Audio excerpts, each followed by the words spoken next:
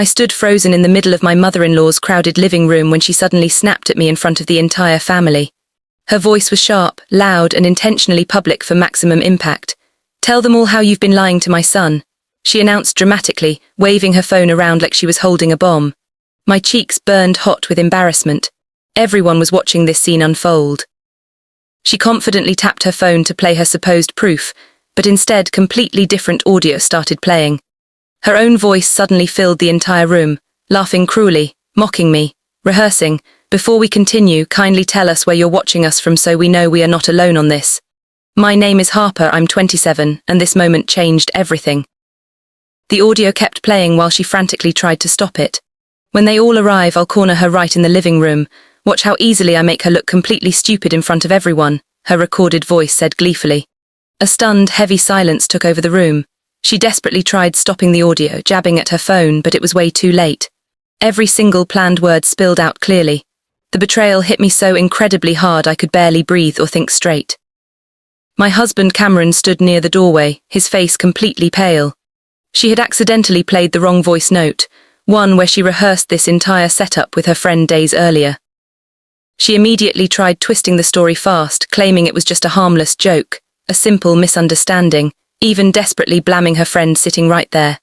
But her friend, who was also present in the room, turned visibly pale and uncomfortable. My mother-in-law snapped loudly, "Harper edited that audio. She's clearly trying to trap me and ruin me." Cameron looked at his mother like he didn't recognize her anymore at all. This was the very first time he actually saw her carefully constructed mask crack wide open. Her friend finally spoke up nervously. "That wasn't any joke, Deborah. You told me everything you planned to do to her today." The room went completely silent again. Uncomfortable whispers erupted throughout the living room immediately. Aunties shook their heads in obvious disapproval. Her own sister avoided making any eye contact whatsoever. My mother-in-law's voice started shaking noticeably as she desperately tried regaining control of the situation. She commanded everyone forcefully to sit down right now. "No one leaves this house until we talk seriously about Harper's terrible behavior," but absolutely no one sat down. People actually started gathering their things quietly. That's the exact moment I realized she was rapidly losing her iron grip on this family. Cameron quietly asked me, "What else has she done to you that I don't know about?" His voice cracked with pain. For the very first time ever, I told the complete truth out loud. How she secretly reads my private messages whenever she visits our home. How she lies constantly to relatives about me behind my back. How she once told Cameron I was cheating on him just to make him doubt and leave me.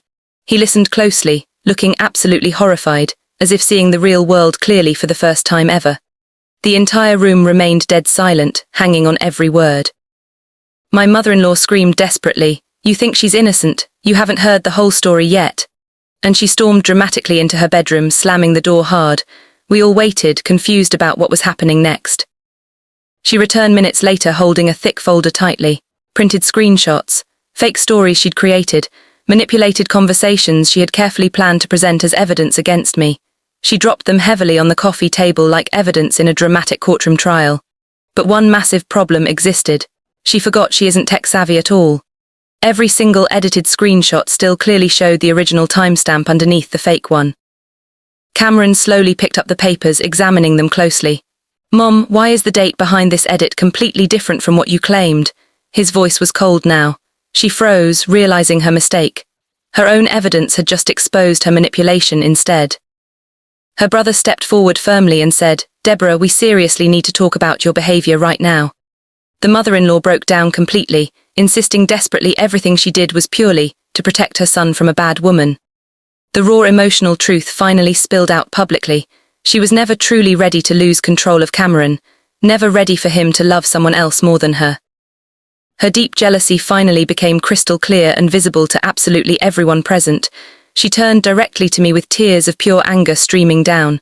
"You won today, Harper, but I will never, ever accept you into this family." The room gasped at her cruelty and honesty combined. The family collectively decided she desperately needed professional help immediately. Firm boundaries were finally set for the first time. She was clearly told she cannot visit our home unannounced anymore, cannot interfere in our marriage decisions, and must completely stop all manipulation attempts. She resisted angrily, yelling about respect and family. But everyone stood surprisingly firm together this time. It was the very first real consequence she had ever actually faced in her entire life. Cameron walked out with me, leaving her standing speechless in her own living room. As we drove away, he held my hand tightly and whispered, "I'm so sorry I didn't see this sooner." I finally felt heard and protected. Weeks passed by peacefully. Her control slipped further and further away. Relatives now talked openly about her past manipulative behavior with others too. Her reputation softened somewhat in sympathy but hardened significantly in accountability and truth. Meanwhile, I focused completely on myself and healing. I finally started the online business I had been postponing for years because of her constant stress. I grew professionally, I glowed personally, and I rose quietly but powerfully. One random day she called me. Her voice was shaky and uncertain. "Harper, I want to talk seriously. I need to fix things between us." I paused, surprised but cautious about her sudden change. I agreed to meet her at a quiet cafe downtown. She tried apologizing awkwardly but also kept trying to rewrite history and minimize her actions. I stayed completely calm, firm and dignified throughout. No shouting or crying, no blame or insults, just simple truth. I told her clearly, "I won't ever return to the old toxic dynamic, Deborah. Respect is the only foundation moving forward between us." She nodded slowly, visibly defeated, humbled by her own terrible undoing. My peace became the ultimate revenge. The voice note that was meant to destroy me ended up exposing her completely and freeing me forever. Like and subscribe for more videos like this.